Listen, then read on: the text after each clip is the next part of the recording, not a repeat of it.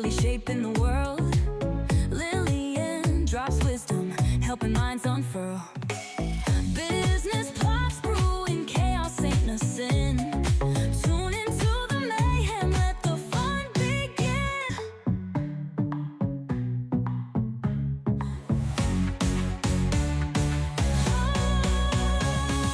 Mics, moms, and mayhem, chaos in the street. Business plans and laughter, living out the dream. Real talk, real moments, endless fun on air. Join Lillian and Kelly if you truly dare. Hello, welcome back. This is Kelly, ABC's Mom Biz LLC owner. And I'm Lillian, aka the real Lil Will, and I'm over here minding my Black-owned business. So, welcome back to Mike's Moms and Mayhem, the space where we get real, unfiltered, and completely unapologetic about the things that matter to us. So, today's episode is going to be a little bit personal, and it's quite frankly very long overdue. So my sis brought this to me today and was like, we need to talk about this. And I was like, let's do it. So it's been a long time coming.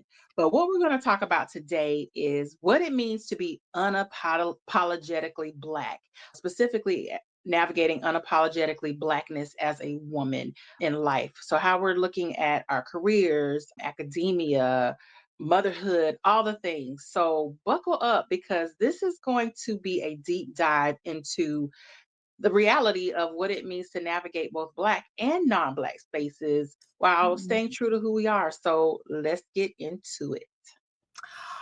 Whew, I can't wait. Okay, so let's start Right. here. What does being unapologetically Black mean? I don't think it means necessarily arrogance or maybe exclusion. I think it's just about ownership, being who you really are. It's about walking into any room. Again, we are in higher ed, we attend many meetings, but there are those who are real bosses, who are CEOs, who are executives. So whether it's entering a corporate boardroom, whether it's a faculty meeting, or either being around our family and refusing to actually shrink who we are. So that's what it means to be unapologetic. And so I'm going to get tongue twisted this whole time, but meaning there's no apologies for being Black. But it means honoring our full selves, our culture, our voice, our heritage, without diluting it for anyone's comfort. I used to be tiptoe around who I really wanted to be when I was around certain people or certain cliques or certain just groups. And it felt like I was just walking on eggshells. And I absolutely, when I started to really understand and come into who I really am as a Black woman, it was time out for me walking on eggshells and trying to shrink myself to make others feel comfortable. I was like, no more. I'm not doing that anymore. So I absolutely wanted to have this conversation. I cannot wait to dive in because let's be honest, for so long, we've been conditioned to believe that we have to, tone it down, code switch, be palatable. And today we're going to unpack that because we are done making ourselves small. Clock it. Clock it. Hey. That was a word. That was the doors of church are open.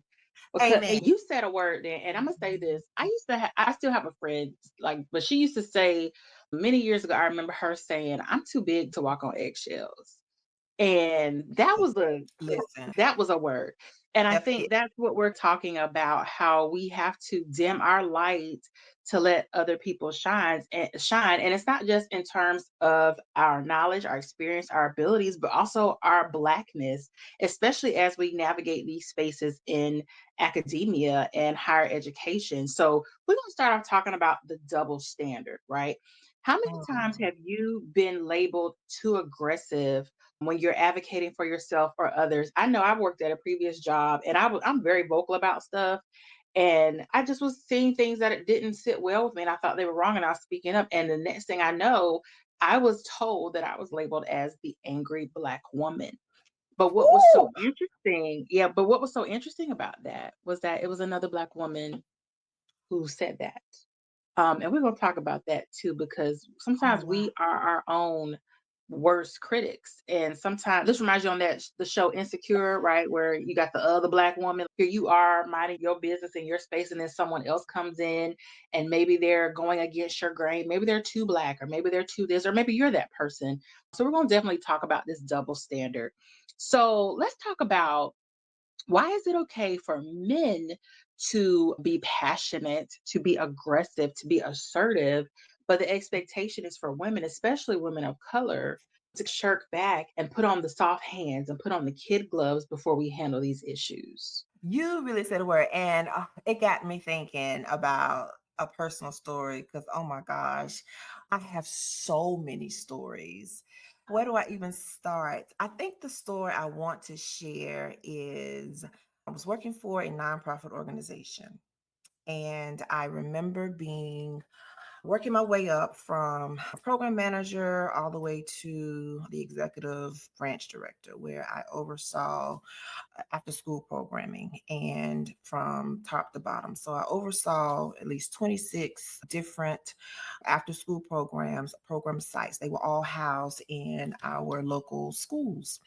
And I remember so well where I did all of the professional development for all of our staff. I think it was 8 full-time staff, but 200 plus part-time staff. So that included site directors, that included all the staff that work under the site directors.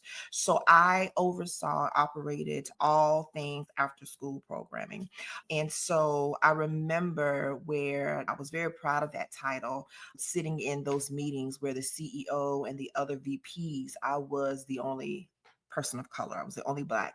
I remember just being a part of those conversations of making plans and policies and goals and strategic planning and all of that. I remember being a part of that. But then I remember hearing something saying, what does this perspective mean? Or what does, if we're looking at it from a Black perspective or a Black child's perspective, or a family who, is really not that off and not able to allow or be able to pay for certain enrichment activities, how would they feel if they were this or with this type of group? So I was the one that had to speak up for the Black people or the used. Urban. Correct. And I Yeah. used to literally, I don't want to be that person. I don't want to be labeled. I used to, because at that time, it didn't dawn on me that I was the token one, so to speak. It didn't dawn on me that I was being put in this position where, you know, I don't know. I- but the more and more I found my voice, the more and more I realized who I was as a Black person who can also not only speak for other Blacks, but I can speak for myself as far as position is concerned, as far as placement is concerned. I remember having to train my then was under me, who then became my boss. I remember those stories. And so I was not seen as that person who could be able to take over a leadership role, because why did I have to train somebody who would then become my boss? And Mhm. so I remember, am I not too, what is it about me that did not allow me to be able to take that leadership role or that position or that next step up or whatever. But it's so many stories that I could, when you talk about, I was labeled the angry Black woman because I stuck up for myself. Because again, at that time, I had gone through the experience of what I did at that previous job. And now I had a voice. I knew how to talk for myself. I knew how to, and I was very vocal in a lot of those things where before I did walk on eggshells in order to make somebody else comfortable. But when I got to this specific position, I did not. I was very vocal. And I remember I had a human resource meeting where I was reported to human resource because I said how I felt. I said what I needed to say. I was putting somebody in their place and they felt threatened. And so Oh, I had a write up literally in my human resource file that said that I was being threatening to a white woman because she felt threatened with the way that I was being vocal and how I was expressing myself to her because I didn't have to raise my voice to her. I didn't have to say certain words to her that she felt I was being threatened. And I was enraged. So I'm sure there are a lot of stories out there that can relate to those. So yeah, so when we're talking again, I can go on and on about this. Again, that's why I was so excited to talk about this. But you talk about navigating career yeah. spaces as a Black woman, where, again, why can't we be who we are without having that labeled? Those labels on us. So what about you? What about you? Because I'm sure you do have more. Oh, girl. Look, same-ish, different day. Look, different organizations, but yeah, I've had issues where I was told I was too aggressive or too passionate or said the exact same thing that a white or non-black counterpart said, but it was just received so much better because they said it and I didn't say it. And you touched on something that kind of annoys me, and I really find it interesting. It's this whole idea that the oppressor should just be happy with the oppression, and anytime you speak against it, then the actual act of the oppressing is no longer the issue. It's more so your response to it. And so that reminds me, there was this podcast that I used to listen to all the time called Still Processing. And it's two Black culture writers from the New York Times that are talking about different things. And they had this whole episode where they talked about about Mammy and how Mammy was always smiling. And so there's this like unspoken rule. I used to have this quote in my office that said, it was by Audre Lorde, and it said, if you're silent about your pain, they'll kill you and say you enjoyed it. And it's almost this thing about we just have to smile through it. We're getting whipped, we're getting beat, we're getting shrunk. We're having to dim our light, but we're supposed to be happy about it because we're jovial. We're the jovial people. And Mammy Yeah, was out, she's smile through smiling, it. she must be happy. Smile. And so I was really thinking about that as you said that, but I really more disappointingly seen it in higher education. First of all, we're unicorns anyway. And I know for me, I am a Black woman who's in my early 40s. You heard me say early Yeah, 40s. right. Watch And yourself. listen, and I have a doctorate. And even when I would have to demand, because at a certain point, I Mm, used to have to demand people to put, like my mama mhm. said, put a handle on that name, especially if we're in this That academic space. Now, if you catch me at Lowe's, it's whatever. But if right, we right. are in work and I'm working in the capacity of my role as Dr. Mhm, Williams, then it's not unreasonable to expect that you would address me as such. And I mhm, remember having other Black women who would say my name and say it the Dr. Williams. And I remember one of my colleagues, somebody actually stopped the conversation and said, "Oh, you mhm. mean Ms. Williams?" And she said, "No, I meant Dr. Williams." And she was like, "Why are you calling her Dr. Williams?" And she's like, "Because she's got A a doctor? doctorate."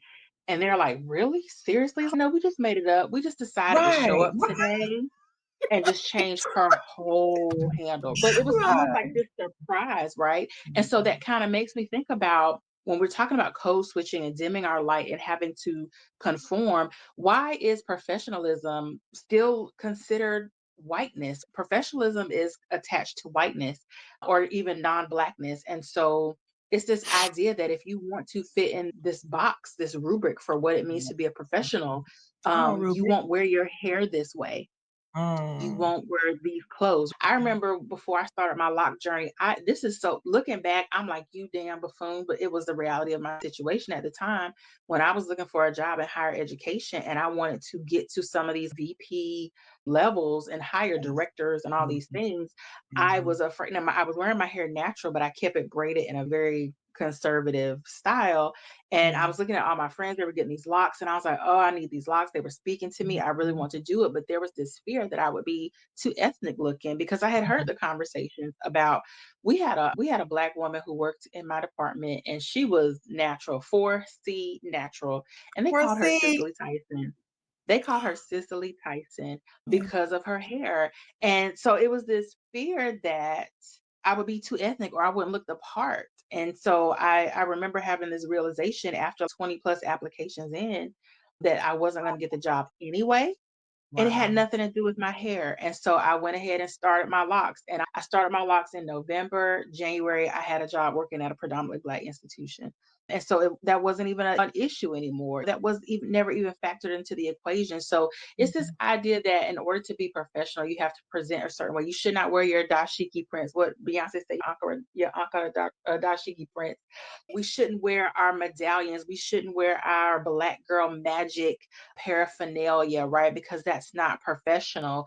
Yeah. Meanwhile, we used to have the other college that I worked at, we used to have a Clemson Mafia. We would call these white boys the Clemson Mafia because that's exactly who they were. They were alumni of Clemson.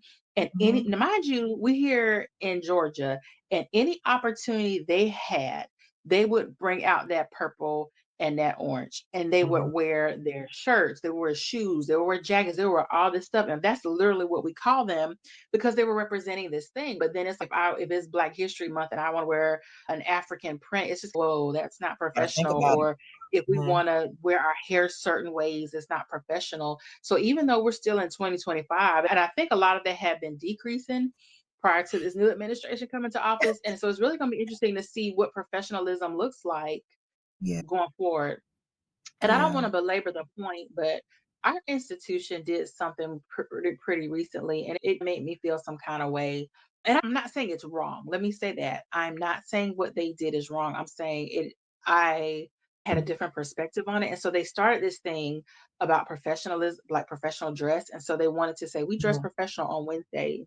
And I remember reading that email and thinking, I'm going to purposely, and I know this is so crazy, but I will dress professional or what is considered business casual or business most days of the week. But now I am a little bit more intentional about how I can show alternative dress as being professional because I wish they would. You know what Yeah. I'm saying? This is Wish what a they would. doctor looks like. This is what a doctor looks like. And guess what I'm gonna have on my cardigan and my knee boots? And guess Yeah. what I'm gonna have on my Vans or whatever else I want to have on, my Air Force Ones, whatever. Because we have to get out of our mind that certain positions look like certain things because that can Mm. have the reverse effect. And so it was really interesting to me to see a predominantly Black institution have this idea of we have to teach our children what professionalism looks like. And it's like, no, we have to teach people to reimagine Yeah. professionalism in Different terms of our ways. dress. Yeah. I've been in interview committees where people have left and the whole conversation is about what color pants they had on. Oh God, that print was so loud. And I'm sitting here like, this person's bad on paper. And they're sitting there worried about the outfit. So we really have to kind of reimagine what professionalism looks like and be okay with that separation between our ethnicity and our culture and quote unquote stereotypical or status quo professionalism. Yeah. Yeah. Real talk. It's exhausting, right? It's Right. Um, exhausting. Here's the thing. So when we show up as our full selves, despite the discomfort it may cause others, we disrupt these narratives. Mhm. And that's what I'm here for. I'm here as a disruptor, right? So we began to create these spaces that the Black women coming behind us, we're creating them for them. I think about Yeah. my daughter, 13-year-old. I think about my niece. I want to create these spaces where they are empowered to be exactly who they are. And that is these strong, beautiful Black women. So, how Mhm. do we navigate it? I think about, and you shared a lot of it, is own your expertise, right? So we know our stuff. Look, your stuff. And again, being a doctor and you hold many roles in your current position. I've held many roles. I've had many experiences. Again, you talk about that's the CEO who is bossing it up in these Fortune 500 corporations.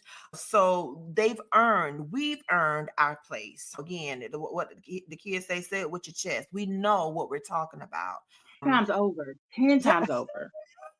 10 times Because we've already had to work twice as hard as to our get there. counterparts to Correct. get where we are. So we've Correct. already shown you that we are experts and we know what we know and we deserve the spaces we We occupy. deserve it. We So we just deserve gotta it. own it. We just gotta Yeah. own it. Yeah. So that's definitely one, owning our expertise. The other is creating your own table. Tyler Perry said it great in his speech at one of those honor shows.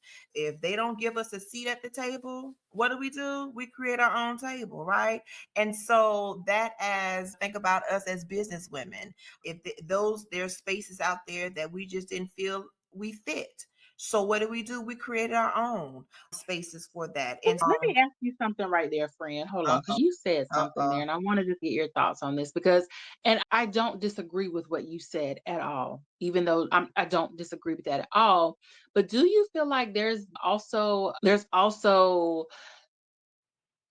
my fear is that when we create our own tables, we segment the power, right? For example, you and I are both dope women, dope Black women, right, in our own right.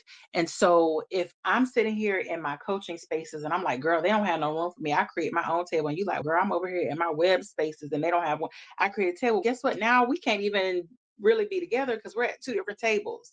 And so I feel Hmm. like at a certain point, Extend them tables. we maybe extend the tables because I think we lose the power of our unity and our support because we're branching off into all these tables, which is at a certain point necessary. Don't I'm not Okay. saying that, but I think Okay. we just have to be careful about that. And the Okay. other Well, thing well, that all I right. Let me change that. So if they won't give us a seat at the table, then why not build a whole room for everybody to be at that so that was table? my other concern.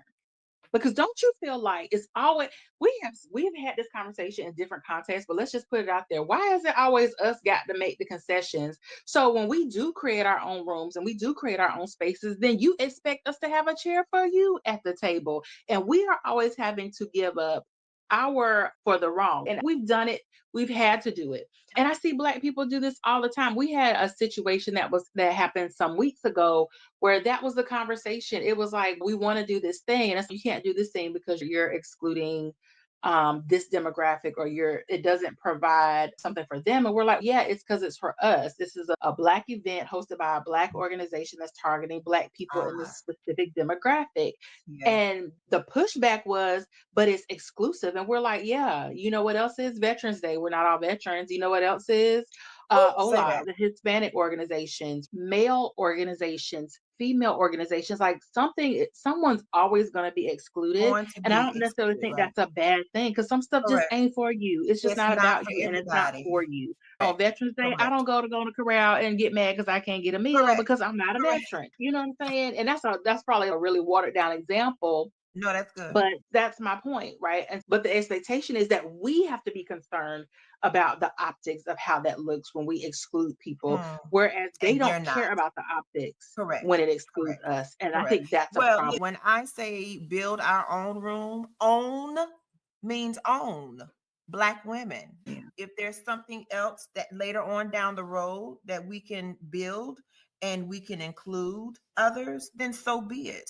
But like you said, everything is not for everyone. It's So just when not. I'm building It's just my not. room, I know that I'm building it for other Black women. And that's okay. And we have to be okay with knowing it's just for us. It's for No, us. right. And if we are making somebody else feel bad about it, we'll get you later, boo. But right now, this is for us. How For about the you? 92%, right?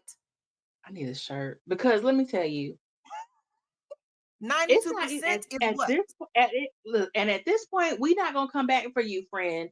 you need to heal yourself and work on yourself. Because Look, that's one of the things that makes me feel some kind of way right now when people are just like, you have to teach us, what about us, or what about this? When you do Black history, it's excluding white history and all this stuff. But up until now, it was it's all of always that. been So the white fact that we're history. just saying, let us have our own thing, maybe Yeah, running congruent or in at the same time as you're doing your thing, and it's still like, how dare you not include me? That's offensive. It's reverse racism. And you're just like, and that's diversity. the interesting thing that I tell my students about diversity, equity, and inclusion, right? The more diverse and the more inclusive you are, the more exclusive you are, because Yeah, the yeah. more categories you have, it's going to leave people out. Leave So somebody either we're out. going to be Yeah. okay, leave it. Either we're going to be okay with that or we're going Have to to do be it. It's okay. just, We it's have to just be got to okay. happen. It's Yeah, got we to have to be happen. okay. We do. We have to be okay. And we have to be okay with that. We And I do. think that, like you said, we have just been ingrained. It's been ingrained in us to Mhm. always think about others and others' feelings. Yeah. And Yeah. again, sometimes it's not for you, babe. And we'll It's pick just you up not. later on down the road. And you just got to be okay with that. But yeah, I want to create the table. If they won't give us a seat, again, they're not giving us a seat. So we have the only alternative is for us to do something on our own. So that's my Mhm. thinking. That's my thinking. So Yeah. I'm all about Valid. that. Valid. But the other thing is networking, supporting each other. So that also piggybacks with what it is. We are always, it's not about competing. I don't want to compete. I think that's the first thing I think we said to each other. Okay, Lillian, what can we do together? We can do more with it being both of us than us being on our own trying to figure out something. So let's put our heads together and let's work together. Let's network. Let's be in community. The 92% is a community. So for those who don't know what 92% is, 92% We're not is telling you go do some research. Go do some oh, research. I'm kidding. oh, but Go ahead. oh, I'm kidding. oh, that was mean. No, What? we ain't telling y'all nothing. I'm scared. That I'm just saying. I read it somewhere one time, and don't quote me. I might not get this right because I ain't read the book, but I read one time it say study to show that self-approved somewhere. I don't know where I saw that the at, book. but go ahead. But go ahead. It was, yeah. The 92% is 92% of Black women. Yeah, it has been determined that 92% Black women voted for Kamala Harris for this past election. And we tried to tell you all what was going to happen. We knew for a second term what a Donald Trump presidency would look like, would happen. He's been saying what he's going to do, but obviously only 92%. And I know it's more, I know there's a percentage of white women and white men, it's a very small percentage for white men, but a very small percentage of white women who voted for Kamala. I know all that. I get all that. But the point of the 92% is Black women have always been the one to be able to formulate, to organize, to gather, to Energize. Yeah. listen, promote, to be Mhm. able to take the Democratic, or not even the Democratic, but policies, what Black history, civil laws, anything that needs to kind of form and move forward. Black women have always been the head of that. And so the 92% figured it out a long time ago that we need somebody else other than Donald J. Trump to be able to run this country. And so we were the ones who said we voted for Kamala. So don't blame us when, you know, y'all effed around and now y'all finding out what really is going on because we told y'all. And again, yes, we definitely had our Black brothers who were standing right beside us as always, who voted that way as well. But us 92% Black women, we're tired because we are the ones who are the starters, the beginners. We take lead. We are the moms. We are the CEOs. Yeah. We are the this. We are the that. And so we're And tired. And in addition to being the starter and the front runner, we're also expected to be the Hail Mary. We're expected to be that last ditch effort, that contingency plan when things didn't go right. Then it's Kelly. Oh, can you help us? Lillian, can you do that? And you like, I've been telling you I told you this was going to happen, right? Because here's the evidence, here's the data, not my emotions, not my feelings. Here's what we know to be true.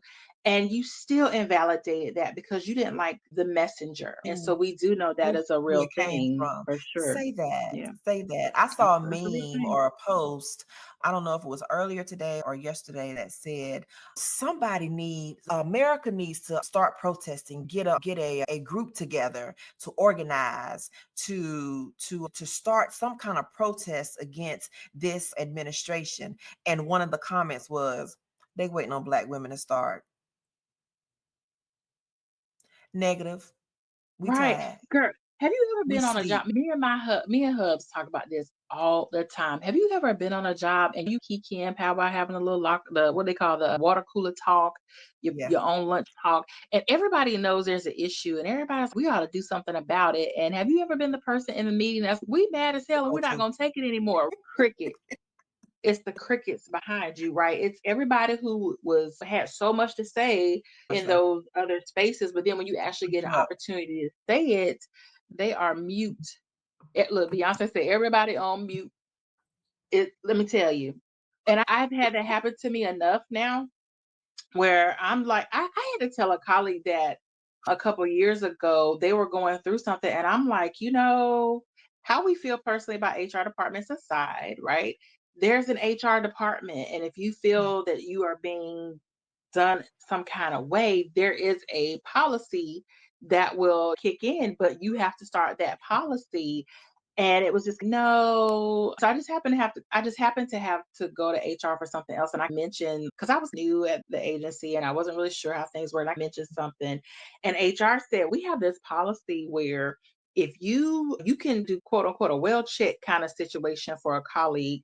So you could say, hey, this colleague seems like they're going through something, or maybe I observed something, but I just want to put y'all on notice. And HR would then go to that person and just say, hey, you have a coworker that's concerned. They brought this issue up. Can we talk about it? And they're like, you could do that. And I remember looking at that woman in HR and being like, the devil is a damn lie. Because what I look like, so all us in here grown, right? Everybody in here is Right. an adult, right? But I got to come over here and be like, hey, Kiki ain't looking right over there. I think y'all need to check on her. And then time y'all go call Kiki and be like, Correct. Lillian said Kiki's gonna be Correct. like, I didn't say The that bitch first to come over name. here and The say first nothing. name. First. Right. And here I go, gotta defend the fact. And then they could turn around and say, you put my business out. So Yeah. it's Yeah. really it's tough. It's tough. It's tough. Yeah. Yeah. Not to Yeah. belabor that point too much, but let's talk about some of the challenges we see in educational spaces in general as Black women. So let me just say this: the ivory tower wasn't built for us. Really? It wasn't? And right, who knew? It was built by us, What? but not for For us. us. Yeah. Yeah. So Yeah. we do know that at present, Black women make up about actually less than 3% of full-time faculty in higher education. And when we're talking about higher education, we're talking about post-secondary education. So college, undergrad, graduate, postdoctorate, all those levels. That's what we're talking about in higher education. We are often the diversity hire, like you said, or the token, and we're expected to carry the burden of representation, like you talked about earlier. We're going to come to you. That was like an episode of Blackish, right? Where Andre made it to VP and he was so excited about being VP. And then he found out he Yes. wasn't just a regular VP. He was the VP of Mm-mm. urban and whatever it was. He was just like, I'm the VP of Black stuff. And that's the expectation that you have Yeah. to be the representative of all those things, right? And Black issues or diversity issues would come up and people just automatically look at you and like, what is your perspective on this? And you'd be Yeah. like, what's I don't yours? know. Right. Right? Because I know, look, if I got to ask the person who it pertains to, then I missed the point of Yeah. it, That's right? the whole It's supposed to point. be Yeah. inclusive. Yeah. Yeah. Let's talk about that for a little bit, right? How do we how do we navigate our spaces while understanding the burden of representation, while also being subject to scrutiny from acting in the capacity of those roles that we're expected to maintain? I don't know. So Triggers. I think this is such a trigger for me where it happens so often. It happens oh so often. And I don't think that we as Black women have been able to really have this conversation and really discuss it enough to figure out how to navigate it. And I thought the answer for me is to work at an HBCU because I would not have to deal with it. That's the because that's the disappointing part. I worked at a PWI, and for those who don't know, that's a predominantly white institute for a number of years. And when I transferred or transitioned to a PBI or a predominantly Black institute, I just thought there were certain issues that I would not have to deal with being in a Black space. And Yeah, nothing crickets. like nothing like feeling like the grass is going to be greener only to get over Oh, there and realize girl, it's astroturf. It's astroturf. Yeah. girl. And and I and thought it would be different. I really did. I you think it's you're hoping it will be different. And again, now we're really talking about, which I don't want to jump ahead because I know we're going to talk about how we navigate Black spaces and non-white yeah, spaces, but yeah, even more the burden of having your Blackness challenged by other Black people in Black spaces is a problem as well. And that's just something you don't think you'd have to deal with at a certain yeah. level. And so this reminds me, a colleague, I don't want to I don't want to use the term white fragility. I'm just at a loss for a better term at this time. Look, let's talk But about it. Let's talk about it. this idea that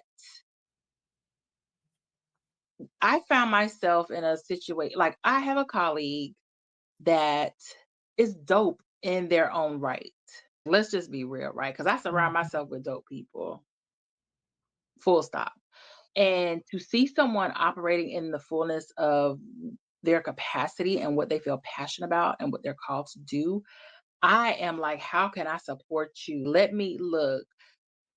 I'll be your quarterback. You run the play, right? Let me put you in positions where I can support you doing what you do best. And to see how that expertise, that knowledge, that worth is diminished when you get questioned a certain way. So we were having a conversation with someone pretty recently who does not understand Black interactions. And so we were talking about how Black people, we talk heavy, but it's all love. If Yeah, we we don't do. like you, you will know. But this idea that a lot of times in certain spaces, they can't pick up on the nuance of Black interaction. And so to have a colleague be like, oh my God, are y'all fighting? Please don't fight. Like, I don't know how to navigate this space. And you like, that's my girl. What are you talking about? Look, bitch is a noun. It's a person, place, or thing in term of endearment. Like, just because I call her that doesn't mean I'm angry. There's I'm not gonna nuances call you that that. certain people don't know. What you say? Don't you call me that? I'm not gonna call I'm mayhem. I'll embrace that. But and we have to talk about this on another episode too. But part of one of the reasons why that word flows so freely from my mouth is because I had to reclaim it and put it in. No, I'm dead serious. I had to reclaim it and put it in a different context you. because sometimes people use words to hurt you, and you just have to be like, I'm gonna take the Yeah, power out of that word, yeah, yeah, right yeah. or wrong. That's just how I had to navigate that space. But Yeah, to see that people don't even understand Black nuance, like that we like everybody is girl, even if you're not a girl. If we talking about something, and I've done that to my husband, like we'll be talking about something, and sometimes like he don't get grimy with me, he's like above ground, but sometimes he'll say something, and I'll be like, girl, not calling him a girl. Like I know he's not a girl, but that's just how we talk. And it's yeah, like girlfriend, sis, yeah, friend, yeah, period. yeah, We do those things, right? And so to hear a colleague say, oh my God, are y'all friends? Are y'all okay? What happened? I thought y'all liked each other. And we're like, we do. So again, they don't really know how to navigate Black spaces with us being Black in them. And so the expectation is that we will change to make them yeah, comfortable yeah. because they don't know how to deal with our Blackness or what it means to be Black. I can remember when I was in high school, like this was a whole thing. My mom worked at the high school I worked at, which is a whole look, that's a talk for a Ooh, therapist. That's a whole talk for a therapist. But and I remember them, some of the Black staff and faculty, like having these conversations because at that time the word dog was like real popular. Everybody was like, "Where my dog at? Yo, that's my mhm, dog." And we mhm. had a old white lady that was teaching, I think, social studies or something, and she wrote a student up, and on the write up, it was like he called this boy a dog. No. And the boy was trying to explain, that's my dog. No, I'm not calling it. But she was taking it as This legit happened. I'm not making Yes. this up. And I remember sitting in the office waiting on my mom, and I remember hearing the conversations where they're like, "Oh my gosh, this old white lady did not even understand. This is what the kids call Oh, each other. It's like calling them yeah, dude, cat, yeah, whatever they used to say back in yeah, the day. This was the yeah. thing, and she didn't understand that." And it's really interesting how we have to try to navigate our Blackness around what they understand or what they expect Blackness to look like. And I remember I had to have a conversation at a previous job that I was at once with a colleague that I had that was Indian, and having to explain to them how tokenism is a double-edged sword, right? Because in certain demographics, depending on what we need you to be, then we put Indians in with white people. But Mm, then depending on what we're trying to substantiate in terms of diversity or numbers or inclusivity of include. certain things, then Yeah, guess what? You become black, yeah, you become other, yeah, you become minority, yeah. you become the marginalized population. And so it's this expectation that you'll play both parts well, because that's what we Hmm. need you to do. When we Need need you to need you be to do, yeah. eloquent, you're supposed to count in this group, but then we might need somebody to go in there and handle business, and they'll be like, "Go get Miss Williams, 'cause she gonna handle this." And I remember even being in a job where that was the case. Like I was the bulldog. Like when they needed something handled, and people have tried to be nice, and people ain't listening, they would come get me because they knew when I go in there, it's gonna get shut down Yeah, because this is the way it's going to be. And so if they yeah, couldn't articulate that, or if they couldn't get that resolution, they sought me for that because they knew I could handle aggressive patients, or I could handle aggressive situations, or I could de-escalate sometimes. Because sometimes you just go in there and see the person and you be like, "Girl, what's wrong?" And they be like, "Thank God. This is what I'm trying to tell these right, people." And I'm they like, just right. "Oh, so what do we need to do?" Such and such and such. She's telling you. And they're like, "Oh, okay, we didn't know." And I'm like, "She telling." So, Didn't you know. have to look at them and be like, "I got Right. you." And so that goes back The into that connection. tokenism, that connection, but that also goes into that tokenism, right? That burden of representation, because now I have to be the black interpreter for all things urban, ethnic, and black, Translator, while yeah, yeah, also not being scrutinized for that, because they will use that against you as well, for yeah, sure. yeah. And you brought up a point where still remaining in the academic spaces where you have some of these white teachers who are not able to handle some of the behaviors from our black students, Because they don't know regardless. the interaction. Right. And so in order for them to be able to deal with it, they send them to another black teacher. I have a friend of mine who is he's a male teacher, and he does mentoring. One of the best mentors I know out there. He has rewritten the whole game of mentoring. But it was funny because when he was in the elementary schools and those black boys started acting up in class, and some of the white teachers were not able to handle those behavior. Hey, Mr. So and so, can you come and talk to? And he was like, yes. I have my own class. I have my own Right. job. And so I'm Yeah. like, so what are they teaching? How are we teaching them to be able to handle it? Because I know the labels come into play. I know they automatically get expelled, that they automatically get suspended. I know that it's the first go or the go-to for what those teachers have. But how do we mitigate that or change, or how do we fix that instead of us becoming the go-to one? Say, hey, can you deal with such and such because he is really Yeah. getting out of hand? Don't they teach behavior modification in school? Do Classroom management, is that not a classroom thing? management? So so here's the question to that then, Kelly. Whose responsibility is it to teach that to people who are not in that world? And for a while, we did shoulder that burden. We were like, okay, I'm gonna let you know, right? I hate to say it this way, but we would have those token white people that we would just take under our wing and be like, I Yeah, got you. I'm gonna invite you to the cookout. I know you don't mean no harm. No, I'm gonna sit here and explain it to you. And we see where that has gotten us. And so yeah. now you have a lot of people of color, black people in particular, who are just like, you can miss me with that. Do the work on your own. Do your own research, because I am not going to sit here and try to educate you and explain to you why this is Yeah. problematic. Do the work and figure out why this is problematic. So, and Well, I get that side of it too. but if they don't do the work, then our black boys or our black children end up suspended, and Right. then that But leads nobody, but there's no what standard. pipeline to prison type But there's no thing. standard saying you have to do the work. They typically in those spaces, the expectation is someone of color will help them navigate through it. And Mm, because we just care a lot about our babies, we yeah, do. so We we step in we and we be like, will. I got it, right? Yeah, My we son will. has a Yeah. teacher who my son right now they have teams. There's 4 teachers on a team. There's 2 Black and there's 2 non-Black. And the Mhm. communication issues, y'all, I am not joking. Like 2 of these teachers, English is not their native tongue. And there are Ooh, yeah. very clear and definite communication issues. And so I find myself like I went on a tour there. I was on the parent committee, we're touring, and we're like trying to ask this teacher questions. And she is just, I don't understand, I don't know. And we're looking at they're like, oh, she don't speak English that well. And we're like, how is she teaching the students? And so we ended up putting so much more on a Black teacher because we can't rely on this teacher to do anything. And Yeah. I'm sitting there, am I the only one that's confused as to why this person has this job? But we got to have bodies and seats because we got to fill quotas and the kids got to Yeah. come. And I'm just sitting here. So now I've just made this person, this other teacher, my default communication person. And I find myself always apologizing to her because I'm Yeah, like, for that. before I ask Mhm. you this, I did try to ask them. They did not understand what I meant. So now I got to come to you and burden you with this. And they'll be like, okay, I'll go explain it to them. I'll go talk to them. You shouldn't have to do that. But Yeah. if not us, then who? Then Mm. who? So it really Well, becomes this unfair burden.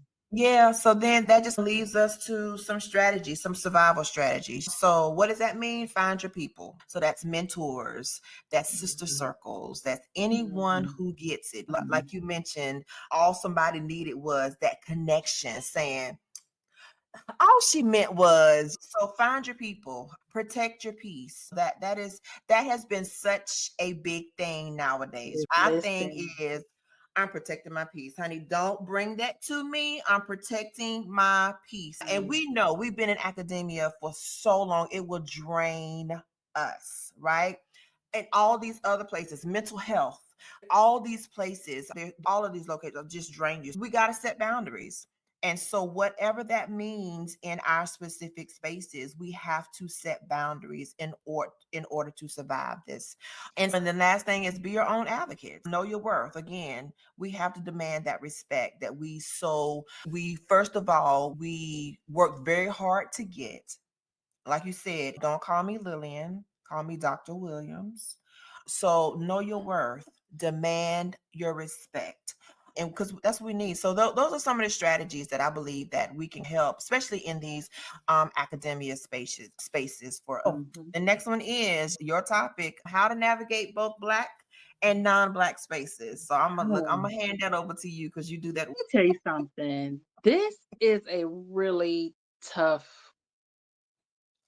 topic, right? Because we all know what it's like to be too Black for white spaces and not Too Black Black. enough for our own people. Yes, And too Black. just as a personal example, my dad was in the military when we grew up. My elementary days, it was one of those situations, like we were in another state, and it was one of those situations where me and my brother would be like the only Black people because that's just the demographic it Yeah. was. And my gosh, the things they would say, the things they would do, their default spaces. But my first like elementary school boyfriend was a white boy named Chris. That's all we had. And I Mhm. remember when my dad retired, we were there most of the elementary school years, and then we came back here. We were in middle school when he retired and we came back. And when I tell you the culture shock of finding out that I wasn't Black enough was Oh, more traumatic than the shock yeah, of being the only Black person. mhm. And Black people gave us a hard time about the clothes we wore, the way we talked. And I would always be told, "Why are you talking white? Why are you eating white? Why are you doing this white? Why?" And you would just be sitting there, Eating white. girl, because I have a fork. I don't understand. And I've been called out on stuff like that a lot, which if anybody know me, you know, like what is what you get. But I cannot tell you how many times I've had people tell me I'm too white, I talk too white, or you're not one of those Black people. You're a Woo! good Black One of person or those. safe Black person. One of those. I've had people say that, but also that Black people can sometimes be the harshest on our Blackness. There's this expectation that we have to just walk this line, and either way you teeter, it's too much, right? There's too much. Definitely, Black people give us a hard time for being too Black or not Black enough as well. Wow. Also, this idea of how we code switch for survival, and which is really interesting because I brought this up in one of my classes some time ago.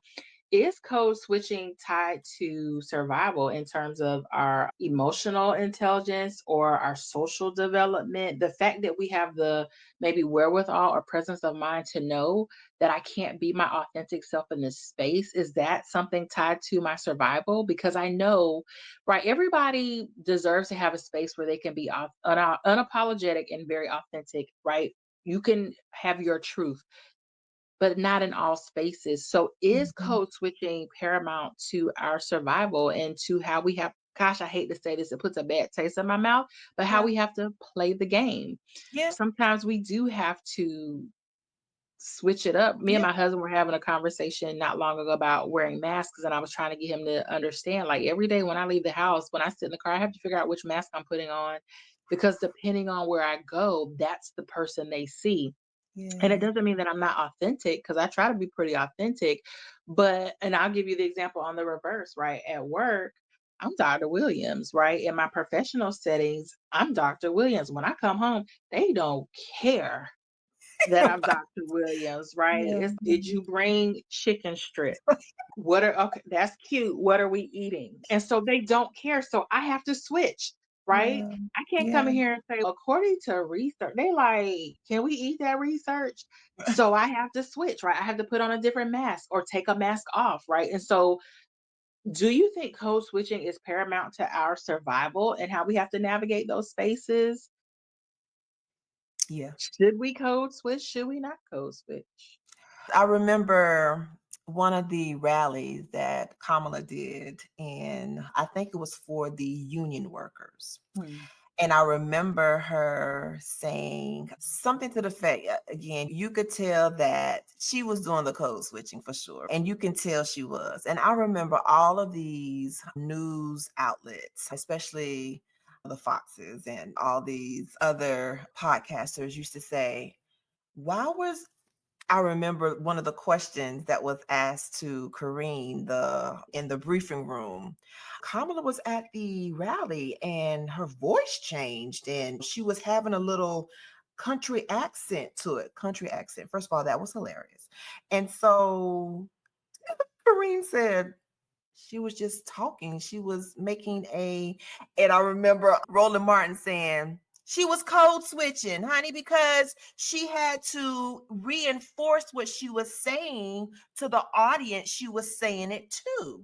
And sometimes you have to do that in order for that connection, that relatability, that in order for somebody to really understand, right? So you Mhm. know that if you are in front of a crowd and you are speaking, and you know that if there is a predominantly Black audience in there, you're going to say different things than you would with a white audience. Be Maybe referencing different things. right. So it Some may things are not be, universal, some things are not. yes, very, very, very accurate. But so it may not be survival, but it may mean to connection. Again, we're Yeah. always talking about connection. We're always talking about relatability. Again, we as Black women or even Black men, we as the Black community know that sometimes, yeah, we do have to play the game in order to at least get to the next step, right? Yeah. To the next step. But sometimes it is about just being relatable. So yeah, code switching is what it is. And sometimes we have to do it in order to again get to the next step. But we also do it just to show some connection. So again, it's there. And I don't think that it diminishes our authenticity either. I think that again, it's relatable, it's Yeah. connection. Situational awareness. Yeah. Situational. Yeah. Yes. Yes, I So agree. I don't want to make this a really unnecessarily long topic, but there's a couple more things that I want to talk about and get your opinion about before we kind of head out. But this idea of what does it look like to be fully yourself in all spaces? I've said this earlier, right? I work at a PBI right now. And I remember a couple of years ago, I had a situation where the thing about me, like I can get along with just about anybody. You sit me next to the wall, I can talk to the wall. That's just who I love people. I'm a very social person. And so I had a colleague who is not a person of color. And we got along so good. Like we would have conversations, we would talk to each other. We got along so well. But then there was a day where they, there was a something that they asked me to do, or I don't even say ask, it was more like a request. They requested that I do. Now, mind you, we are this at that point, we were the same. So there was like, it's not like you're over me or I'm over you. We're both in the same kind of space and or the same in terms of our job description and roles. And they asked me to do something and I articulated why I was not going to do that because number one, I just didn't think it was appropriate or a good idea. But I tried to articulate that because this was a person that I thought was a friend. And so I articulated that, no, I don't think that's a good idea. I think, you can take lead on this because this is something that you need to do because it's something that's going to help you. I'm operating over here in this space and I really feel like I'm going to stay out of that lane. And why I want to do that. That person got so angry and indignant and damn near belligerent. And so we had some words about it. And I was just sitting there, you mad on Tuesday? It's just it's no big deal. And so I thought it was over. And a couple days later, I was in the hallway and I was speaking with another faculty who was a person of color. They weren't Black, but they were a person of color. And we were having this conversation, and the other person who I was just talking about was coming down the hallway. And you know me, I talk to people. That's what I do. And so that person was coming down the hall and I was just like, "Hey, how you doing?" And before I knew it, that person was in my face, was yelling at me, was angry, telling me how this thing was my fault because I didn't do what they told me to do and da da. And before I knew it, Uh-oh.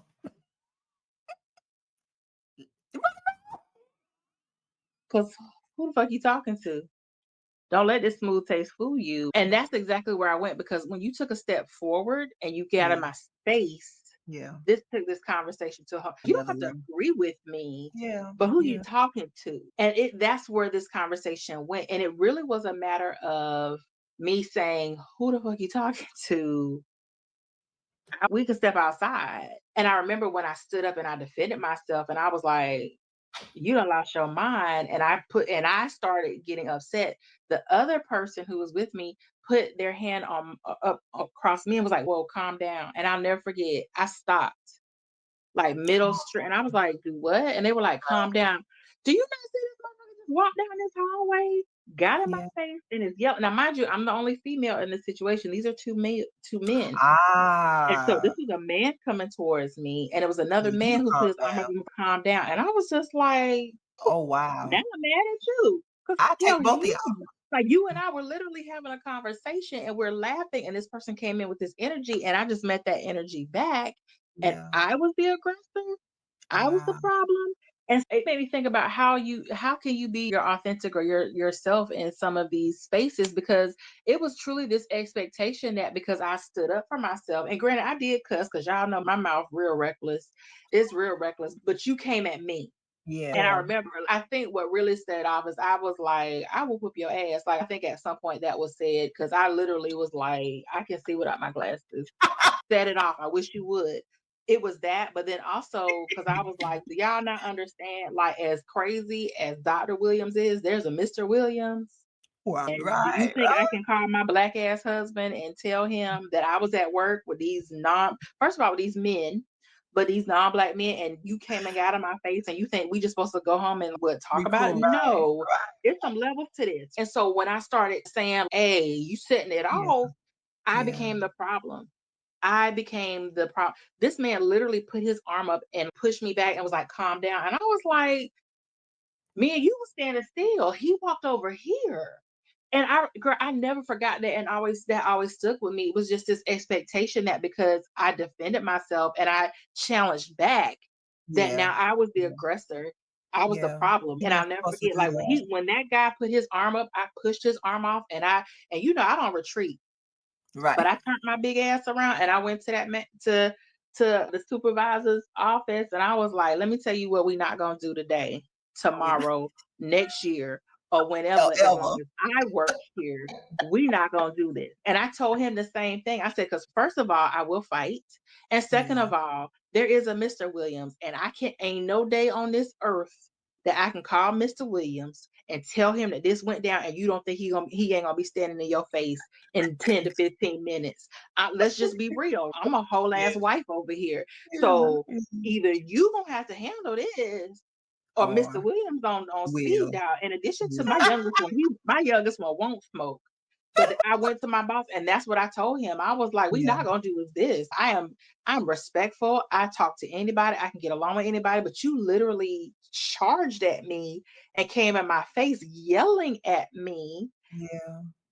This could have went a whole different way. And if Everyone. it would have Yeah. been two women over there, and we both would have felt threatened, and we would have defended ourselves, this would have been a whole different conversation. So not to belabor that because I feel like I stretched it out too long, but to just say, how to fully be yourself in spaces demanding that respect, which I would say nothing about my energy says that I can be disrespected, but I think it was more so because I, as this Black woman, did not do what you told me that you thought I should do.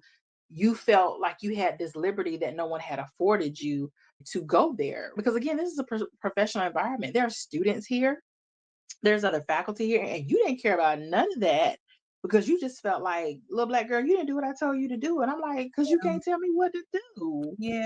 I don't Yeah. understand. You could ask me, and you asked, and I explained to you why that wasn't going to happen. Girl, that was a Yeah. day. That was a Look, day. what you talk about white fragility, you definitely stepped on it. Yes, And the privilege of that person the thinking that, caucasity. It was the caucasity. oh, And I'll never forget because I was telling my boss, and I was just like, so let me tell you what's going to happen. Because me and Mr. Williams going to talk about this day. And I would really like to be able to tell him that you've handled this situation. He ain't got to come because yeah, it's going to, yeah, as soon as I get home and he'd be like, what right. happened? It's gonna one This way or what another. happened. So I would really like to be like, but calm down because they've Yeah. already reprimanded this person. Yes. There's been a formal action. Like I really need that to go ahead and be in process. Right. Otherwise, this may go a whole It will different way. behoove you to. It behoove you for the betterment of you and your people. You should probably handle this. And they did handle it. But I think the only reason why they did that is because I did approach it that way. And I was just like, we not going to, is what Yeah. he just did. And Yeah. this is the first, the last, the everything, because any other time that this happens, you already know. So that's one thing I just want to say, like, how do we fully be ourselves in those spaces? And don't get me wrong, y'all, like all things being equal, I know there's a quote unquote professional way to handle things, but sometimes you got to meet people where they at. And that was a meet you where you at day. Energy Because I matches like energy. literally sitting here having this conversation and you charged me yelling. You came and Yeah. all I said was, hey, and you Yeah. came down the hall yelling because you didn't do, and I was just like, Right. I'm not sure who told you, but they must have told you wrong because Yeah. Yeah. it's Tuesday. I Yeah. kick ass on Tuesday.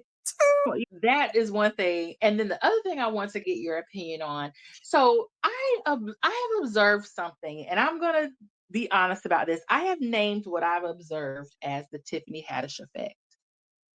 And I want to get your opinion on this. So this is what I refer to when, if you've ever seen certain situations, and we can talk about this in terms of maybe corporate America, in higher education, in healthcare systems, in any industry that you want to frame it in. But this idea that we will only allow so many people of color to be unapologetic and authentically Black. Once we've hit our quota, then the Woo! expectation is, It's and I gone. want you to think about this because the Yeah. expectation is she can act like that because that's just how she is. But then when you come in, it's just kind of like we already have one. We don't need two. And so this idea that, because I've been in situations like that where you have one person and they are off the rails and they're like, oh my God, we love her. She is amazing. She don't play no games. She don't play the radio, honey. And you Right. like, okay. And then something happens and you like, they're like, whoa. Right. We already let one of We y'all already be have like one. that. We can't have two. And I really noticed that around the time that Tiffany Haddish became really popular. So that's why I called it that. Because if you think about how when she came out, her and Cardi B really stick out in my mind with that because they were like refreshingly authentically Black, right? Mhm. Wearing the same dress to the events, right? Going to the event and meeting famous people being like, oh my God, I got the bubble guts because I just saw Beyonce or whatever, which is like what regular people would do. And they Would were say, rough around right. the edges and they Right. loved it. America ate it up. And then it's like when the next person comes along, it's just, Can't handle we already let one of y'all come in. one We have of to taper it y'all. down. And I want to just get your opinions on that. It's almost we used to say there's a black tax. There's also this black quota, I think, where it's just we can only stomach so much of your raw blackness before the expectation is you taper it down. So I just want to get your opinion on that and what it looks like when you are the other black woman in that space where we let Kelly come in and she's authentic and that's enough. You have to calm down. What do you think about that? Again, it's being authentic and being your authentic selves scares people because it really is so much that they can handle. It really is. It's so much that anybody can handle. And that's even within our own community. And that's just the truth. But as far as in these spaces, why do they have to determine how many people can be authentic? Because they Why? can. Think Look, about, and I want you to think about all the different industries you worked in, and if you have data or something else to think I'm wrong, please show me that. But I've just noticed that there'll always be maybe one or two people where they'll just take them how they can cuss you out. They could be as country as a chitlin. They could be rough around the edges, and people are like, "This is the best person ever." They gonna tell you how it is. They don't I play, and then know, you but come in and you say, "I'm gonna do that too." And they're like, "No, you won't. No, you won't. No." I,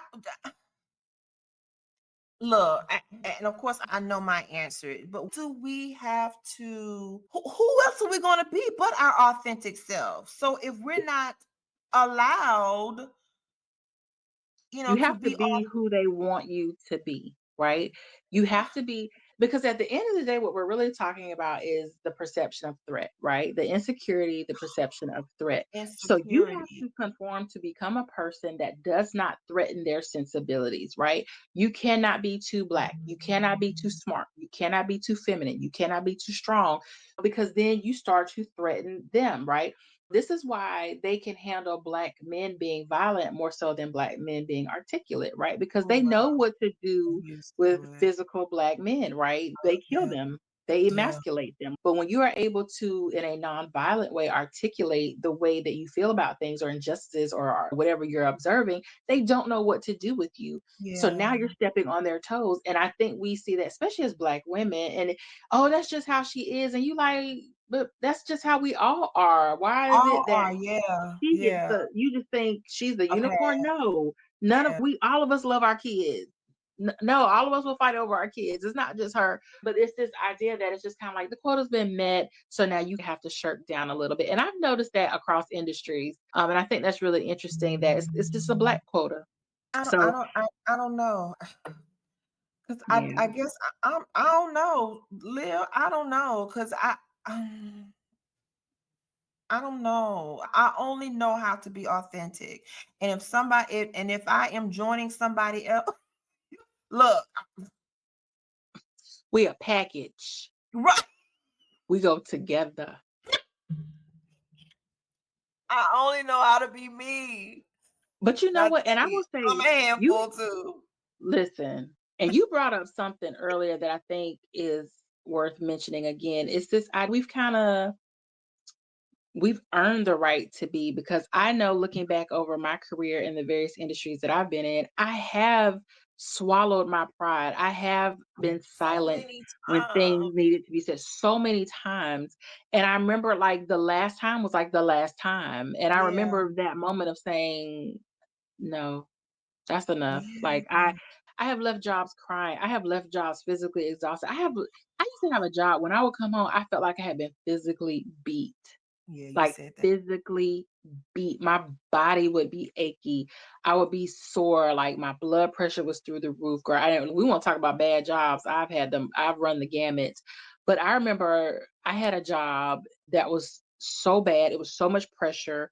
It was so many unrealistic expectations. It was so much mess. I remember I went to the doctor and he was like, "So we trying to die? Like, what you Right, doing?" And he honey. was like, "What's going on?" He was like, "Your blood pressure is ridiculous." And I was like in my 20s.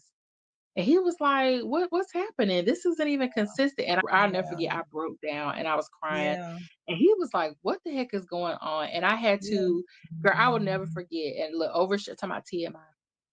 I will never forget. I had to tell him, like, I was so stressed out that I was at work one day and I lost control of my bodily functions. I couldn't control myself. And he was like, what's going on? And I was telling him some stuff, and he was like, do not go back to work for at Yeah. least 14 days. He was Oh, like, wow. get this medicine, take it, sit your behind down. He was like, you have got to get your stress. Girl, I was in my 20s. I was healthy. I was smaller. And I'll never forget, I left work one day soiled in my Oh, clothes because I was so out of sorts and so stressed out. I couldn't even control it. oh. And what's crazy is that happened at work and nobody even noticed. Mm. Nobody You even didn't see noticed. that? Nobody knew. And I kept working. Cause I was like, my baby want to eat today. I can't just walk off this job and lose this job. And so Yeah. it was humiliating, right? It Yeah. was all these things. And my doctor was like, no. And that was a turning point for me because I had to like really sit there and look at myself in the mirror and say, you hit this bottom today. Like you hit a low today and Very we low. can't Yeah. do this no more. So No. you earned that. You definitely earned that. I know that was an overshare. Maybe I'll edit that out. But again, and I think for me, every experience, because I've had where jobs actually physically made me sick. So I definitely understand that and now that I have experienced, because we kept all that inside, each experience, I know I found my voice for the next experience. So I learned from the previous experience, I now know how to talk up for this one.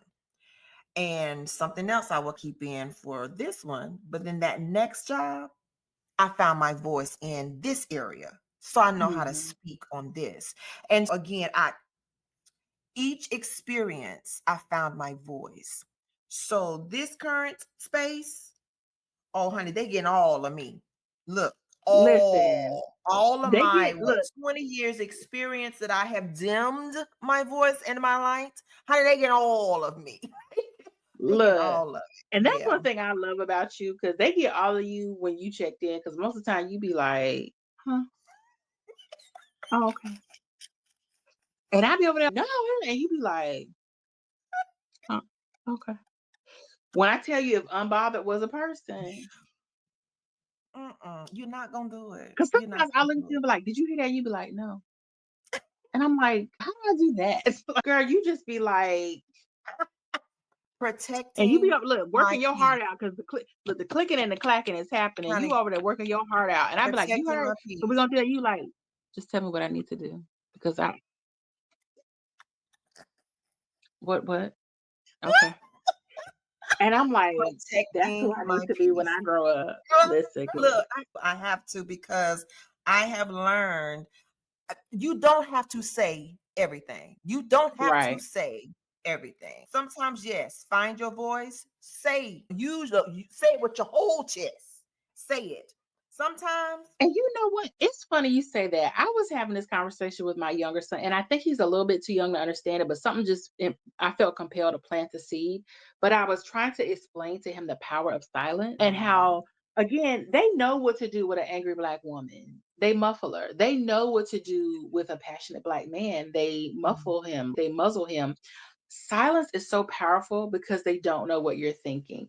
And you do, and I guess we can talk about that in with code switching, right? It's very strategic. And I remember I had a coworker years ago who used to tell me, she was like, honey, and checkers ain't even an option for us anymore. We have got to learn chess. It's the long yes, game, it's the that's right. strategy. And I didn't understand it at that time. And even every now and then I'll do it, depending on the meeting I'm in or whatever I'm doing. But sometimes I'm just like, no, Correct. because that's a whole sentence. And I learned that Period. from my husband. Men navigate situations so differently because, and Yeah. I even learned that with him, watching him with something as simple as calling in. I used to be that person when I call in, hey, I'm not gonna make it today. Little Nuck ain't feeling good. Yeah, he was running his fever last night, so I think I'm gonna try to take him to this doctor. I'll see Stop y'all whenever I explaining. see y'all. Stop And they be like, explaining. okay.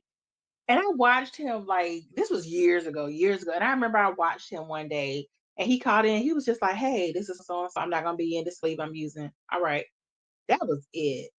No, And yep. I was just like, "You don't have to tell them nothing." He's like, "For what?" And I I was had to just like, learn. Yep. Fascinating. So you just call and say, "I'm not coming?" They don't Right, ask right. you why not? I had a supervisor that'd be like, "Why you not coming?"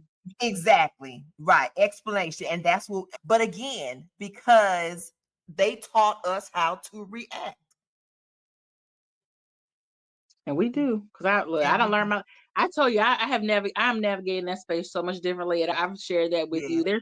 And I get a lot of that from my mama. There's certain things you ask me that I would just redirect your whole question because I'm just not gonna answer that. Look, what you What doing? what do you What do need? you need? That is going to be my answer. It's not threatening. Look, I'm How like can I help Veronica. you? Look, Veronica say, "Can I talk to you for a minute?" Sure. What's up? Because it's gonna be when I'm ready. Listen. So I've learned because if you offer that information, it becomes the Yeah, expectation that you always provide that information. And so correct. when I started my more recent jobs, I don't even go there. Yeah. I don't even go I'll there. be I'm out. not gonna be here. I'll be I'm out. not gonna be here. And I've had people question me like, "Where you going?" I'm not gonna What? be here. I'm not gonna be here. What? Like I think some of that is just conversational because that's how we are. But even black people, you got to train them too. Especially, don't ask me Yeah. in front of these people. I might tell you on the side, but don't ask me in front of these people. Anyway, I feel like I belabored that. So I'm so sorry. no, but again, so the question is, how do we move differently? And so you just said it, learn when to engage and when to disengage. Not every Mm-hmm. battle we have to fight.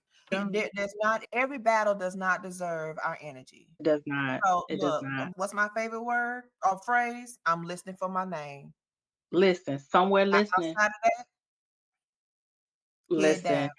And Imma tell you, if I coulda learned that lesson in my 20s, I think Yeah, I would have been able to navigate life so different, but that was yeah, something that I just learned fairly late in life that silence is so powerful, especially because my yeah. face have subtitles anyway. So It does. sometimes I just use those to my advantage and people say stuff and Yes. I be like, "Sure, that's great. No, I think that yeah, let's do that." And they're Oh, like, speak. Yeah, speak how you want. Take up that space. The "Yeah, right spaces will embrace you. That's what I'm absolutely, learning. absolutely." And if The they don't right space. embrace you, they are not Oh, the right spaces. hey, move to the next one. Right. But give yourself permission to show Mhm. up fully without apology.